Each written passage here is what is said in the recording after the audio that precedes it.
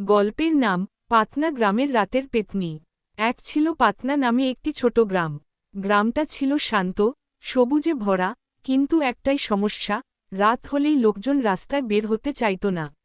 সবাই বলতো, পাগলা বটগাছের কাছে রাত নামলেই পেতনি দেখা যায়। গ্রামে থাকত রাহুল নামের এক ছেলে। রাহুল খুব সাহসী, আর ভূত-টুতো এসব কিচ্ছু বিশ্বাস করে না। একদিন রাতেই সে ঠিক করল, আজ আমি দেখে আসব, দেখি তো পেতনি কাকে বলে। রাহুল হাতে টর্চ নিয়ে বের হল। বাতাস হু হু করে বইছে, গাছে গাছে অন্ধকার। বটগাছের কাছে যেতেই সে শুনল, হা হা হা, এখানে কে এলো? রাহুল একটু ভয় পেলেও বলল, আমি রাহুল। তুমি কে? হঠাৎ বটগাছ থেকে সাদা শাড়ি পরা এক লম্বা চুলের মহিলা নামল।